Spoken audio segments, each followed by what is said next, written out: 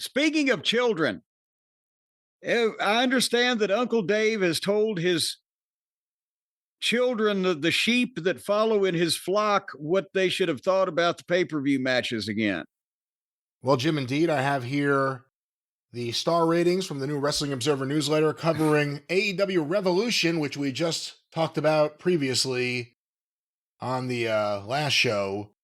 Boy, howdy did we, at great length. And I don't expect at this point that Uncle Dave is ever going to see eye to eye with, I don't know, facts, logic, or, visual, what's in front of his face like we do. But is he in any way trying to indicate to these people, you've jumped the shark, shit the bed, and gone too far, and this was a mess, and can you rein it the fuck in? Or is he just saying everything was 5 stars, and the greatest thing that we've ever seen? Again, every time. Let me ask you this, Brian, before you tell me these numbers. Yeah, please. They rate numerically, they quantify, they grade the high dive in the Olympics. That's another impressive stunt, like, the AEW wrestlers do. But you get, like, I think 3 tries, right? And then they use your best one or with a cumulative score or whatever, but you don't get to go up there and just jump off that thing all day. Right. Now, what would happen if they changed the grading to where you get like 25 dives and you just keep going up there and jumping off and going up there and jumping off, and 3 of them are really fucking beautiful, and another 4 or 5, that brings us up to 8. Well, those looked great. And then the next 6, he kind of looked the same, and then he started getting tired. He started getting sloppy, and there was 3 or 4 in there that just fucking sucked.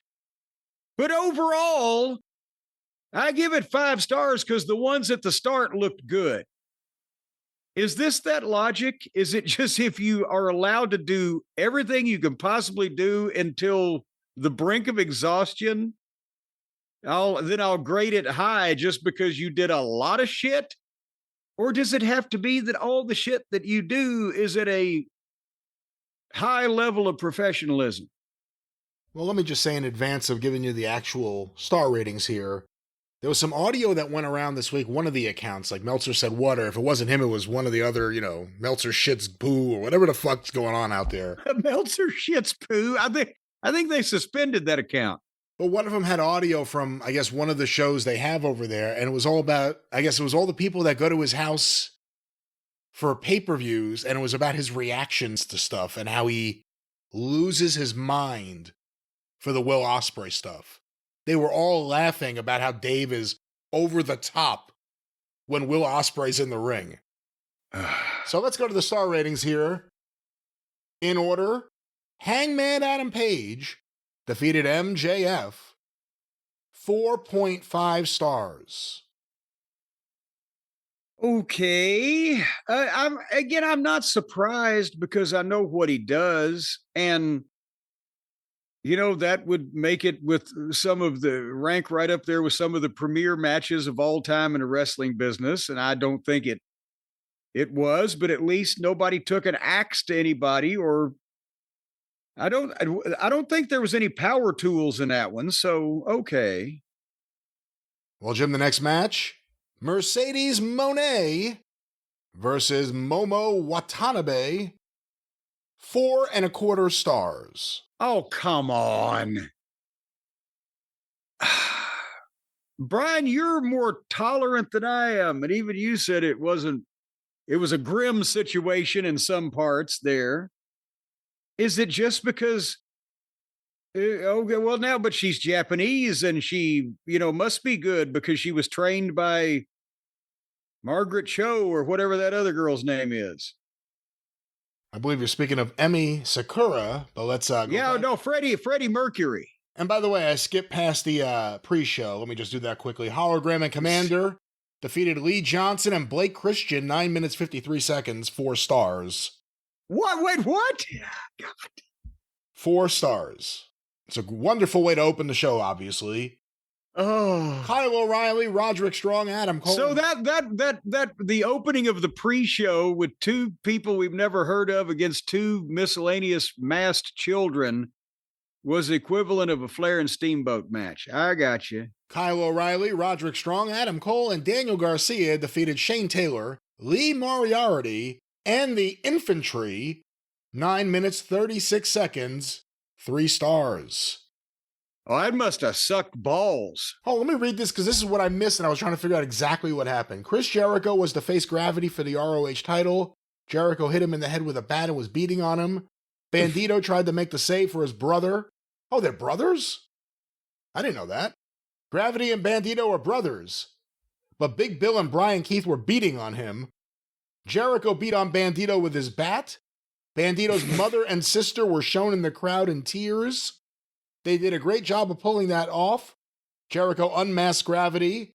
The unmasking got far more heat than anything, even more than threatening the women.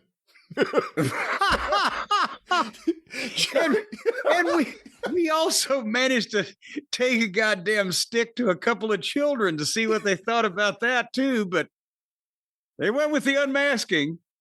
Jericho continued to work them over and hit the Judas effect on Gravity. The mother and sister ended up in the ring. Jericho threatened them, and Bandito tried to protect them and got kicked in the face.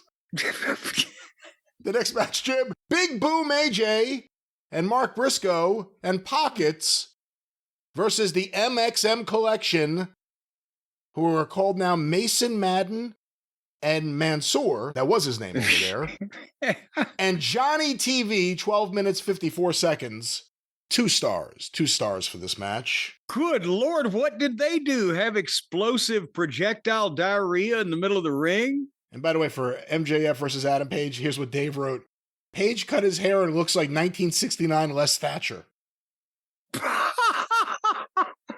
But Jim, the next match on the show, Swerve Strickland defeated Ricochet, 18 minutes, 9 seconds, 4 3/4 stars. Okay.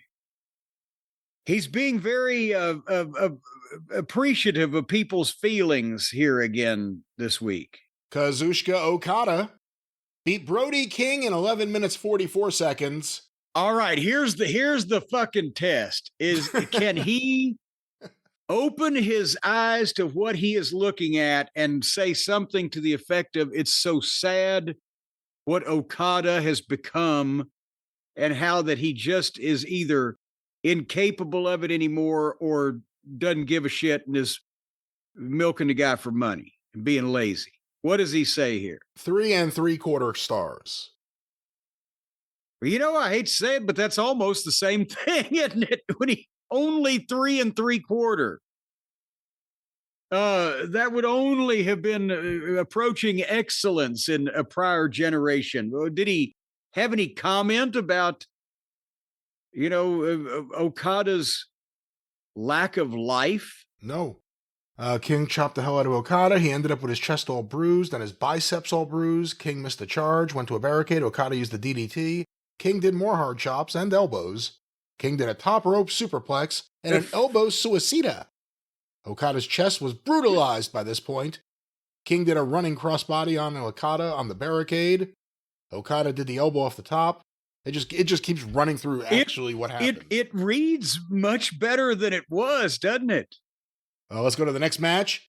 Shelton Benjamin and Bobby Lashley defeated the Outrunners. 8 minutes, 37 seconds, 1.5 stars. Okay, I got to be honest with you that nobody was either arrested mid-match or carried out in an ambulance on this scale should get 2 stars at least. Arrested mid-match? Yeah, I mean, it would have to be...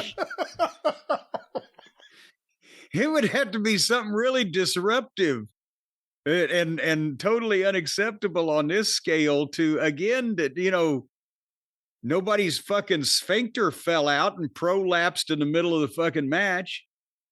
So I don't think it was that bad. I mean, at least they were able to, the right team won. They didn't fuck up the finish and accidentally lose. So there you go. Well, here's what Dave wrote. It's actually interesting. This was a bad mix for a lot of reasons. First, the Hurt Syndicate are total baby faces to this crowd, so the dynamic of the Outrunners being underdogs you wanted to see win doesn't work. Or didn't work, he wrote here. Yeah.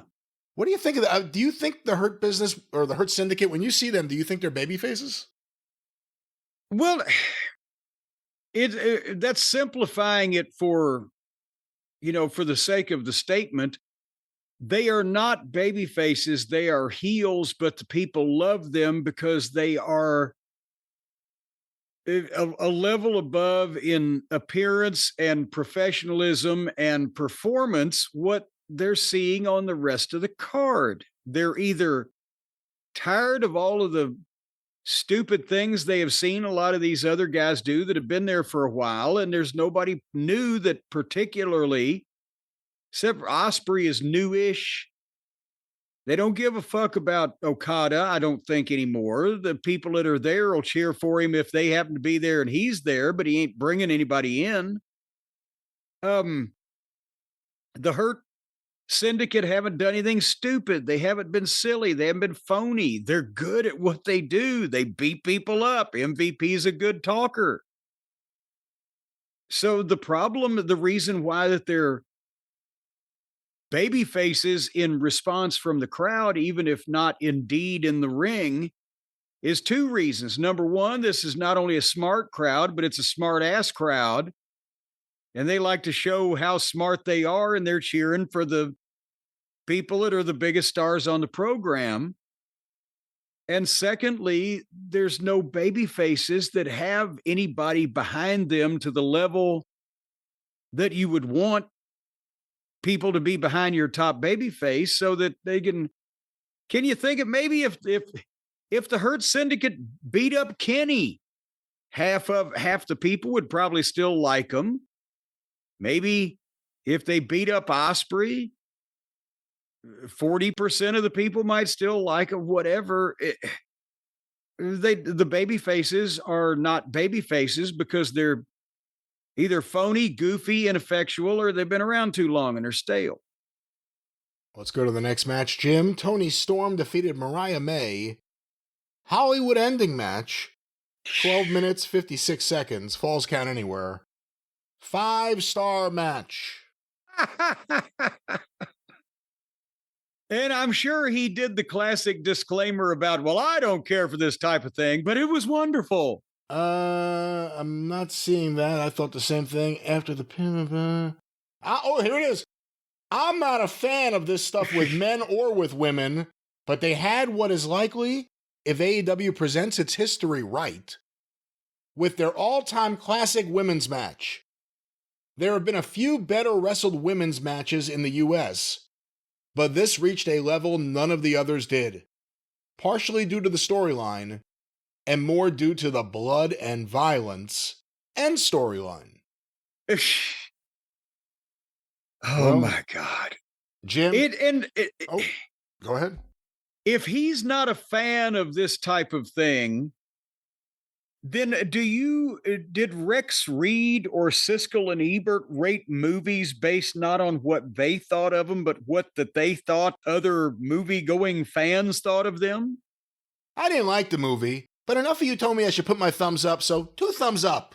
And it's, again, this is why that a lot of these young people, not only on young people on both sides of the fucking camera and in both sides of the seats and the ring, that buy into this indie style of wrestling that Dave has championed in this Japanese history that he's made up in large part, about how great all the Japanese matches have been consistently for the past. He lies about that just like he lies about America, because he refuses to see through the fucking fake, phony bullshit that people have. He thinks it's progress if you don't learn to like the phony bullshit and the ridiculous, preposterous, unbelievable fucking stunts they do, and the lack of technique they exhibit in any of the art of wrestling while they're beating each other with blunt instruments. The problem is that some of these people think that that's what wrestling is supposed to be because he says these things. And some of these people are trying to wrestle like that because he says these things. Well, Jim, the next match, Kenny Omega defeated Konosuke Takeshita, international title, 28 minutes, 29 seconds. Now, wait a minute. Hold on. If he gave girls 5 stars, he can't hurt Kenny's feelings because Kenny's his guy. So as this has got to be 5 or 5.5. 5-star match. Okay. Will Ospreay defeated Kyle Fletcher in a cage match. Well, now, wait a minute. 28 minutes, 56 seconds. And by the way, they were almost both exactly the same time, way too fucking long. Yeah. If Willie and Kyle are out there in a cage match and he gave Kenny and the girls 5 stars, he's got to give them 5.5, doesn't he? 5-star match. So 3 5-star matches in a row, according to Dave Meltzer. Finally, Jon Moxley, the way it says it here, retained his title in a 3-way over Adam Copeland and Christian. I guess that is what it was at the end.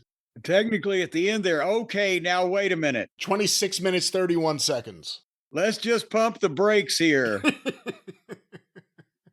Because there has to be some honesty displayed here because too many people pointed out the suckiness and the stinkiness of this.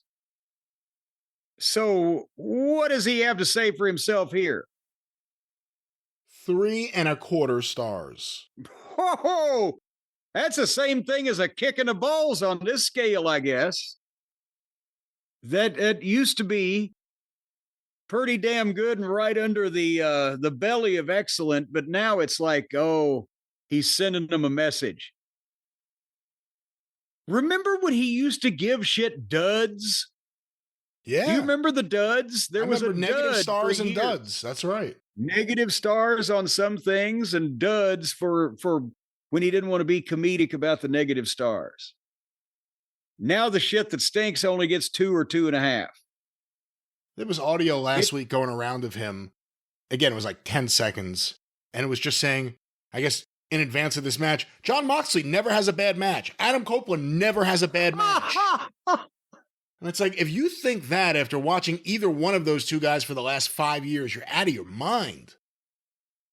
And then they had a bad match, and he gave it 3.25 stars. So that was AEW Revolution in the stars. You know, Brian, what you've... Oh, I know. What you've just said makes me want to take a razor to my throat. Well, no, let's not say that. Well, it does, because I'm feeling unkempt. I feel like Uncle Dave looks unkempt and confused, sitting on his front porch, giving all the young kids good ratings so they'll play in his yard so that he can stare at them and stare wistfully at his bygone youth. But meanwhile, I just want to shave and look neat, right? No sense in looking unkempt when you become a senior citizen, Brian, but all people of all ages should be neat and clean and shaved and groomed and smelling good like a New Orleans whorehouse in the summertime, don't you think? Well, that may not be the pleasant smell people want, and I think even if you have facial hair, you may want to groom what you have and make it look a certain way or clean it up. And we know someone, whether you want to take it all off your face or just leave a little bit there and stylize yourself, whatever it may be, our friend Harry is there for you. Harry's is the Harry's.com, and there's no apostrophe. And by the way, how do you know what a New Orleans whorehouse smells like in the summertime? Well, you can smell it a ways down the road, I'll tell you that. But folks, they'll be able to smell you a ways down the road. If you're using the products from Harry's, they smell good. It's not, they smell good. Hey! Okay, I don't know what the hell that was, but no, let's not say you're going to smell miles down the road. I smell good.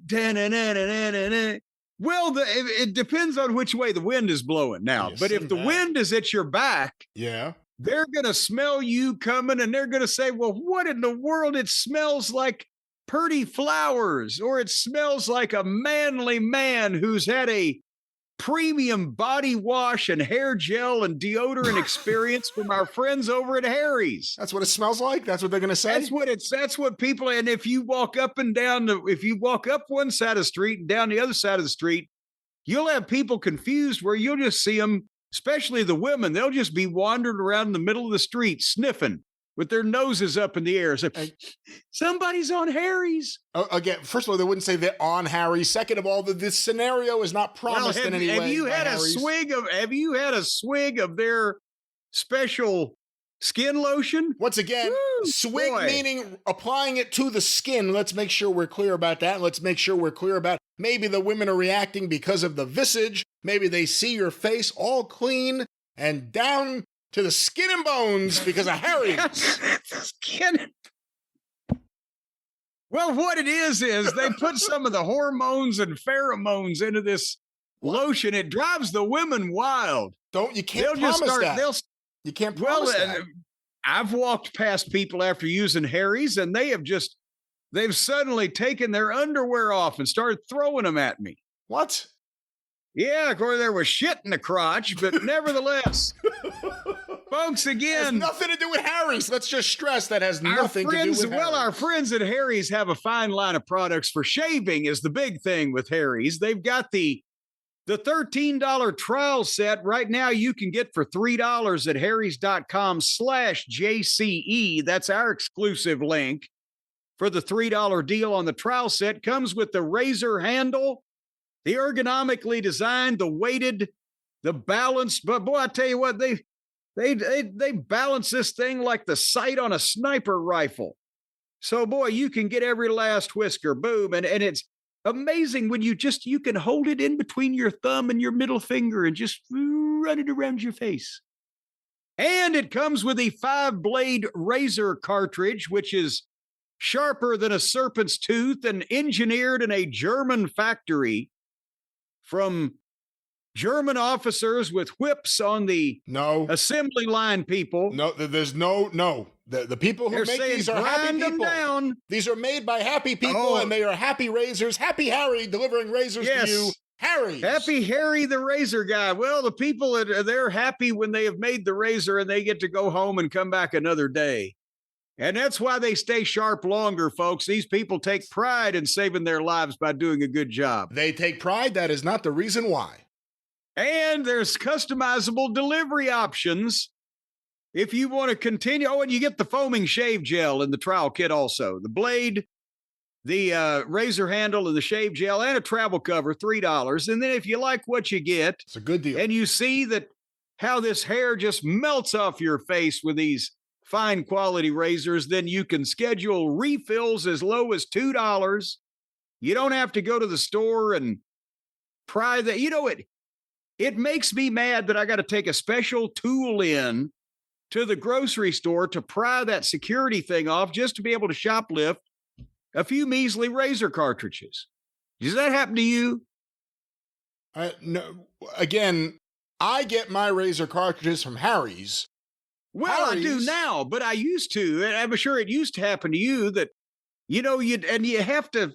Before Harry's, I didn't shave. I didn't shave for years before Harry's, and then... Well, you have to disguise that tool in your pocket, and you walk all straight-legged until you can pry that security thing off and then stick it in somebody's baby buggy, where when it goes off and the people are chasing the kid in the baby buggy, you can make it out the other side. But they got cameras everywhere. You would never get away with such a thing. Well, first you need to disable the cameras, but... Hold on. They're chasing the baby buggy. Is the baby buggy driving on its own? Is there a mother pushing the baby buggy? No, the mother is pushing the baby buggy, running down the street to keep her baby away from these people that are chasing her because there's an alarm going off. While meanwhile, on the other side of the store, I've taken a can of black spray paint in and sprayed the lenses on the security cameras. Well, I can get out with the... Or you can just go to Harry's. Just go to Harry's. You won't have to do any of this or think about it. You won't have to do any of these things, folks. Again, the 13, it saves on paint right there. The $13 trial set will be just $3 when you go to harrys.com/JCE. Get the edge on your shave with Harry's, or cope with your shave at Harry's. Ah, that was good. See there, $13 trial set for $3, harrys.com/JCE. And then they've got the body wash and the amazing smelling deodorant. It's only $5. You will smell like Sexton Hardcastle. Like Sexton Hardcastle for only $5. That's right. Once again, Harry's, great razors. We got them here in the house. Jim, I know, has Harry's over there, and you should have it too. I've got one to my neck right now. I'm going right up over my chin there, and you can see it's so, boy, you don't even have to use shaving gel. Well, you should. You probably should. Just shave it dry. Well, why don't you use the shaving gel and protect your skin? And Harry's is there for you, and Harry's wants you to have a great face that you'll love. Harry's, promo code and website, Jim, without anything else that will get us in trouble. Any editorial comments, harrys.com/JCE. If they want you to have a better face, they need to pay for some plastic surgery for many people. Great razors, and they support the show. Support them. Harry's, JCE. harrys.com/JCE. No apostrophe now. Damn you if you put an apostrophe in there. All righty. Well, what in the world are you doing over at the Arcadian Vanguard Network this fine week? Oh, it's one of those weeks where I wasn't prepared because I thought we were taking a break, but it's a great week of shows on the Arcadian Vanguard Podcast Network.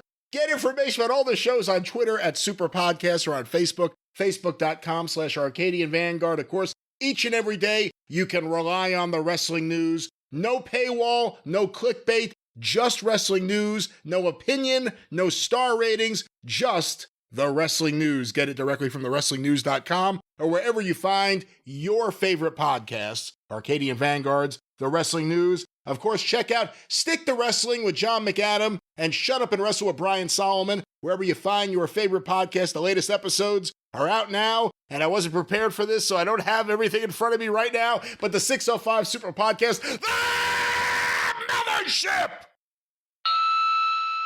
I was in the red on that one. Go through the archive, 605pod.com. Sorry, Jace Nacarado. Yeah, that's it. Is that his nickname now? Sorry, Jace? Sorry, Jace Nacarado. No. Sorry to Jace Nacarado for the screaming. 605pod.com. Available wherever you find your favorite podcast. The Mothership.